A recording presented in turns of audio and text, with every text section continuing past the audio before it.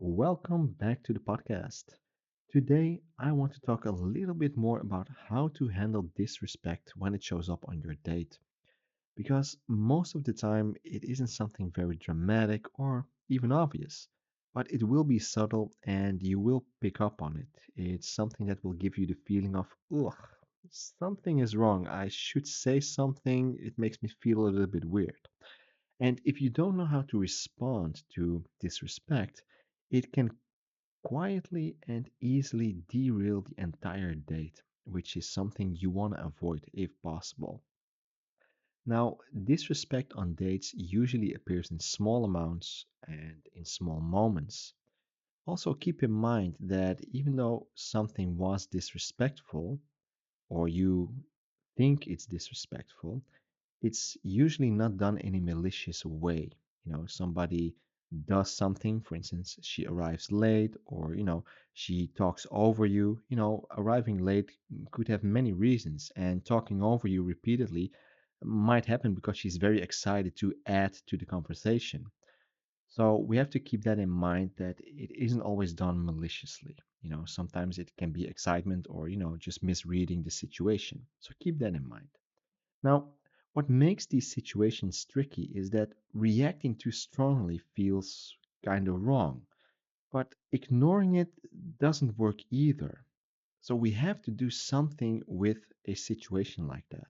We have to respond properly. And the way to do that is to not escalate the situation. We don't want to make it bigger than it is, but we also are not going to just take it. We have to do something with it. We're not going to ignore it.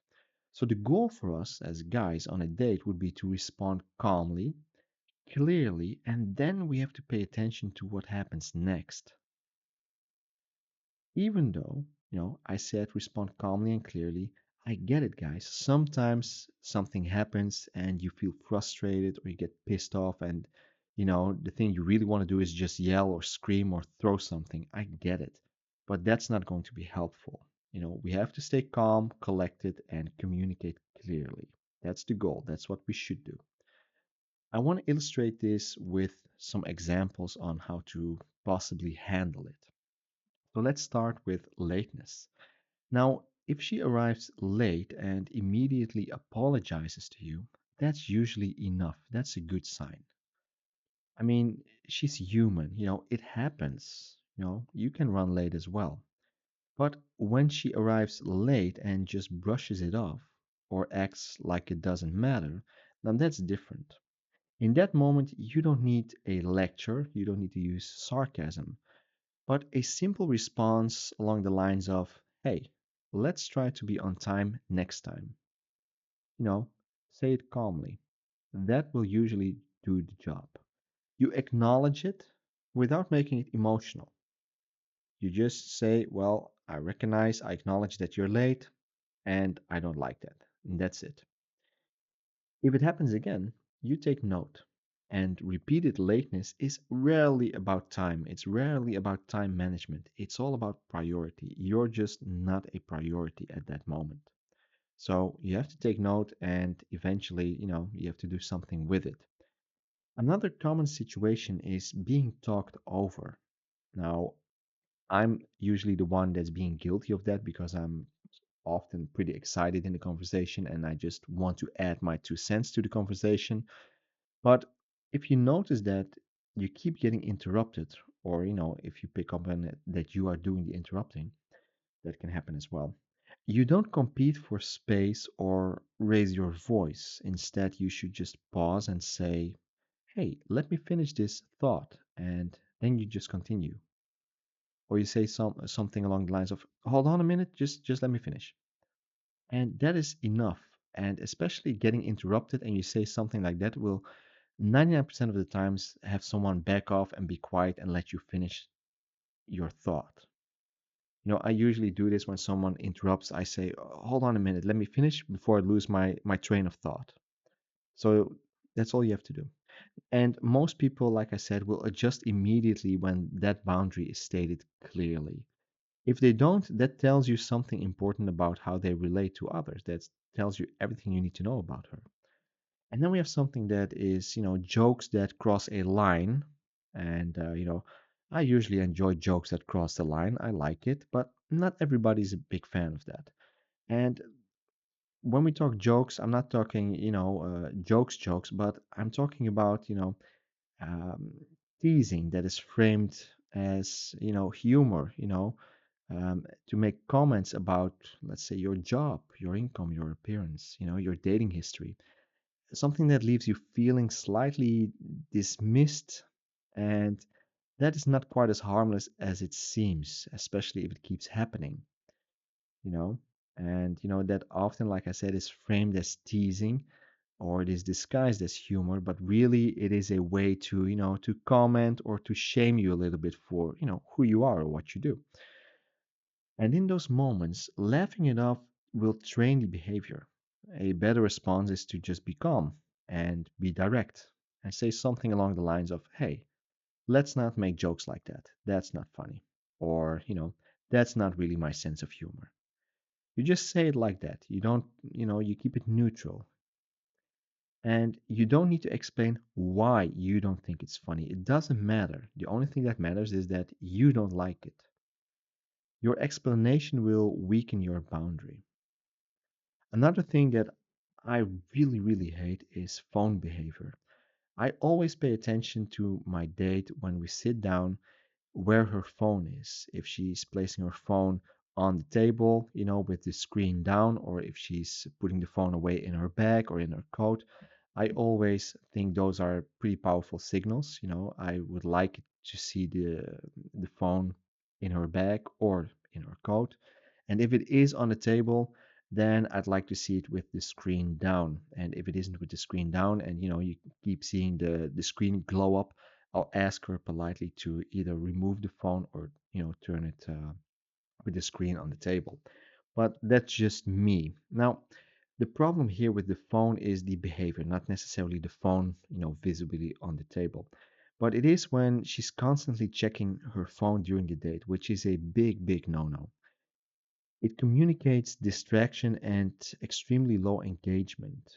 I mean, you don't need to scold her. A simple, do you need to take that or do you really need to check your phone?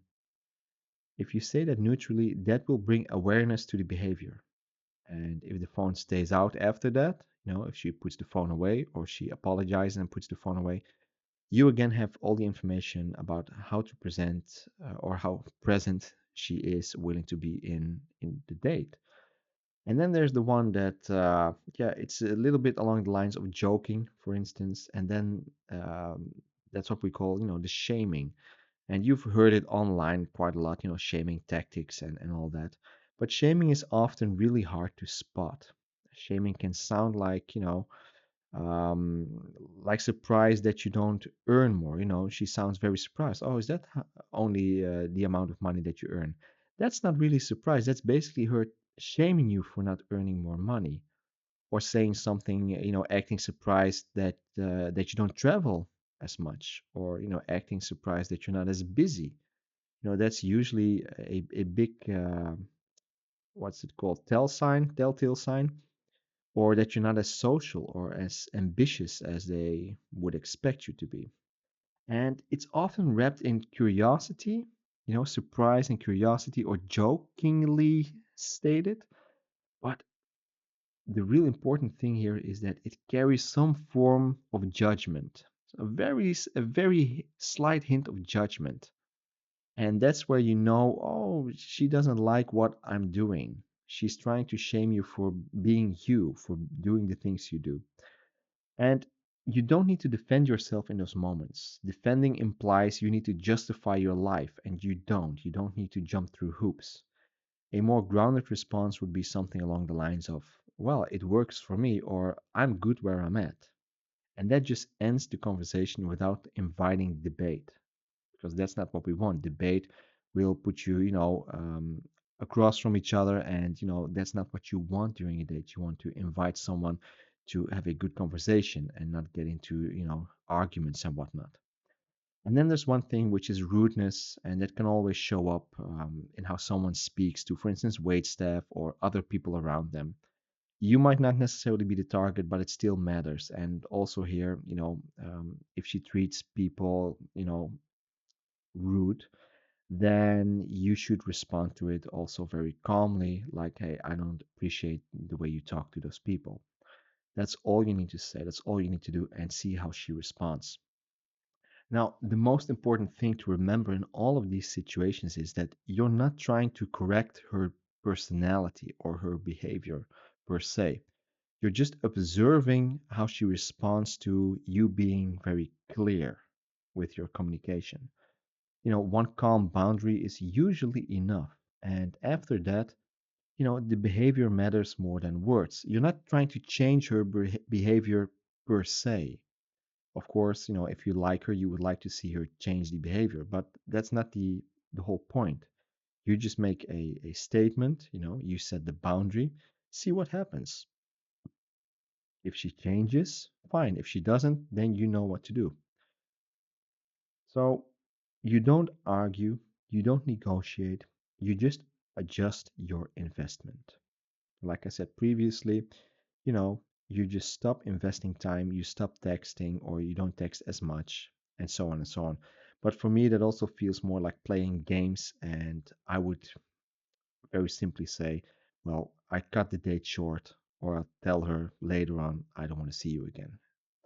So, handling disrespect well doesn't mean you will never feel uncomfortable because handling disrespect means you need to say something, you need to set the boundary, and every now and again it might feel uncomfortable. I get that.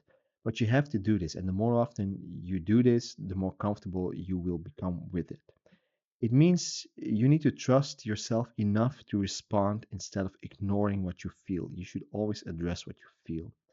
And dating isn't about enduring small disrespect in hopes that things will improve.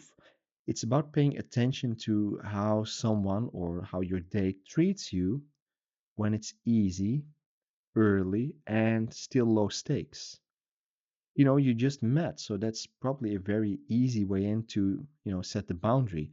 It's much later to set the boundary later on and to say, after 100 times of the same disrespect, now you're setting the boundary. She'll be confused. Like, she'll think it was never a problem. Why is it a problem now? Well, it was a problem the first time, but you never spoke up. So, respect should be there from the beginning. If there isn't respect in the beginning, I promise you, it rarely appears later on. So, that's it for today. Thank you for listening, and I'll see you in the next episode. Bye bye.